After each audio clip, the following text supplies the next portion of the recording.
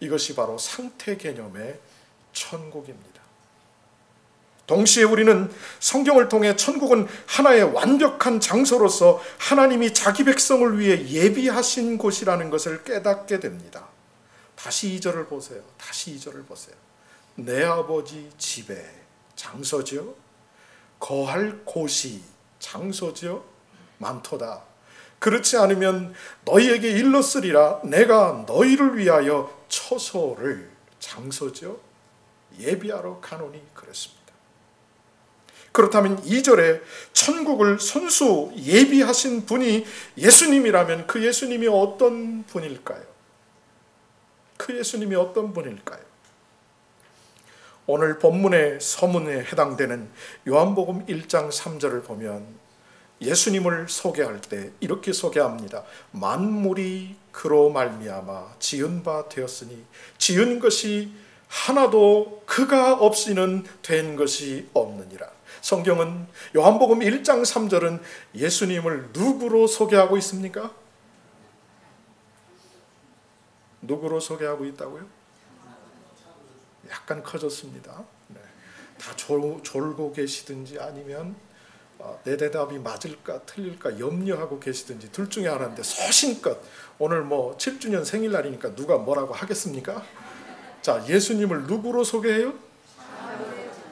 네, 창조주. 만물을 지으신 창조주. 그렇다면 그분이 지으신 만물 속에서 지금 우리가 살고 있으면서 느끼는 게 무엇입니까? 오늘도 교회를 향하여 40분, 50분 드라이브를 하시면서 여러분 참 무르익어가는 이 단풍을 보시면서 초가산간 그런 것은 없지만 정말 아름다운 자연을 느끼시면서 오시면서 무엇을 느끼셨어요? 저는 어제 오늘 낙엽을 무지무지하게 많이 치운 사람입니다. 이때쯤 되면 저희 집은 지붕에 낙엽반 이끼반입니다. 어제는 일을 다 마치고 낙엽을 치우는데 저희 블라피 밖에 있는 나무에서 떨어진 낙엽이기 때문에 막 바람 부는 걸로 그쪽에다 대고 낙엽을 치웠습니다. 그랬더니 할아버지가 탁 나오셔가지고 우리 집이 나뭇잎 뱅크인 줄 아냐? 왜 이쪽으로 자꾸 불어대는 거냐? 그래서 제가 그랬어요. 이 나뭇잎은 너의 플라피 안에 있는 나무가 떨어뜨린 것이기 때문에 너한테 백업하는데 내가 뭐 잘못됐냐? 내가 그랬더니 한다는 말이 그거는 하나님하고 바람한테 물어봐라. 그리고 나는 원치 않으니까 네 땅에 떨어진 것은 네가 치워라. 이렇게 옥신각신도 했지만 하나하나 떨어진 단풍잎을 보면 너무 아름답습니다. 누가 밤사이에 그렇게 붓을 들고 색을 칠해놨는지 그 단풍 하나하나가 참 신기하고 경이롭습니다. 바로 천지만물을 지으신 창조주 하나님께서 우리를 위한 킹덤을 직접 지으신다는 것입니다. 얼마나 놀라운 것일까요? 유명한 설교가 스펄전 목사님이 성경에 생각보다 천국에 대해 설명을 많이 하지 않는 이유에 대해서 이렇게 말했습니다. 천국은 믿는 자들에게 서프라이즈 킹덤이 되도록 하기 위해서 예수님은 천국에 대해서 많은 설명을 하지 않으셨다. 유명한 말을 했습니다.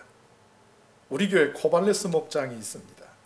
1시간 반을 운전해서 오는 목장입니다. 그런데 그 목장 식구들은 목원들 생일이 되면은 생일 축하를 하는데 서프라이즈 파티 방식의 축하 방식을 선호합니다. 이 방식의 키포인트, 성공의 열쇠는 생일을 맞은 사람이 가능한 한 생일을 준비하고 있다는 것을 모르게 해야 성공할 가능성이 높습니다. 파티의 주인공으로 하여금 축하받는 순간, 축하의 장소에 들어오는 순간 기절하도록 만들기 위해서입니다. 그렇습니다. 천국은 예수님이 자신을 믿고 따르는 사람들을 위한 서프라이즈 킹덤입니다. 여기서 다 설명해 놓으면 여러분 별 볼 일 없지 않아요? 제가 아는 집사님 한 분이 하는 사업마다 다 실패를 하셨습니다. 그런데 하나님 은혜로 마지막 사업에서 정말 당차게 보기 좋게 성공을 하셨습니다. 아내는 너무너무 반복해서 실패하는 남편이 보기 싫은 나머지 집에 들어오면 초인종이 눌리면 얼굴도 보지 않고 문만 열어주고 각방을 쓰고 있었습니다. 그래서 이 남편이 어떻게 하면 내 아내를 해피하게 해줄 수 있을까 생각을 하다가 고민을 하다가 가족을 위해서 아파트 하나를 장만하는데 그 아파트가 완공되고 키가 자기 손에 들어올 때까지 함구하고 있다가 어느 날 살림도구, 세간도구까지 다 세팅해서 옛날 거를 다 버리고 사람만 들어가도록 세팅을 끝난 다음에 어느 날 일요일 날, 토요일 날 마침 승용차도 하나 근사한 거 뽑고 그 차를 타고 드라이브를 하러 가자. 그러니까 아내가 뺍니다. 당신을 위해서 산 차니까, 허풍돈이라고 산 차니까 당신이나 실컷 타라고. 그러니까 애들은 어떻게 할 줄을 모릅니다. 타고는 싶은데 엄마 분위기가 그러니까 이렇게 해야 될지 저렇게 해야 될지. 그런데 이 집사님이 아주 겸손하게 얘기합니다. 아니야, 나는 옛날에 타던 차를 계속 탈 거야. 이 차는 당신을 위한 차. 그러니까 당신이 꼭 가야 돼. 그 말에 아내의 마음이 조금 움직입니다. 녹습니다. 그래? 그럼 키 좀 줘봐. 그래서 마침내 한 가족이 그 차를 타고 어디론가 갑니다.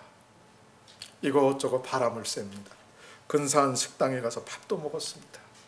그리고 마지막으로 이렇게 얘기합니다. 오늘부터 우리는 그 집으로 돌아가지 않는다.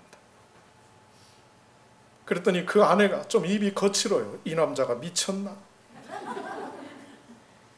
아닌 밤에 홍두깨 같은 소리를 하면서 이 남자가 정신이 돌았나?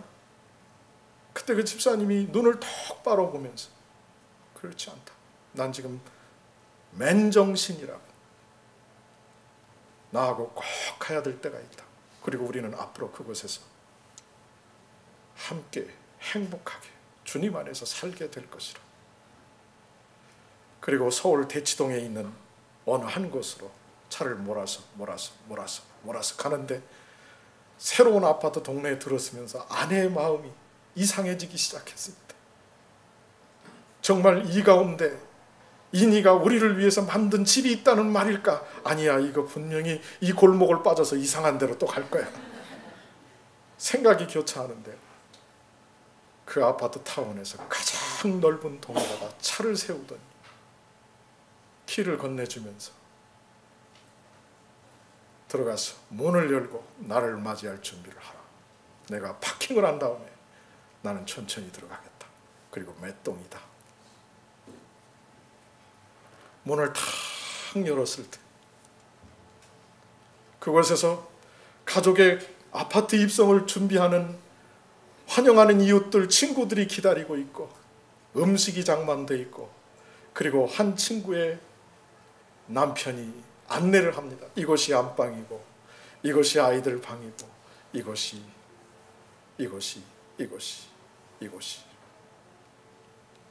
기절만 안 했지. 그 자매는 이렇게 회상했습니다. 그야말로 서프라이즈 킹덤이었다. 우리는 의문을 갖습니다.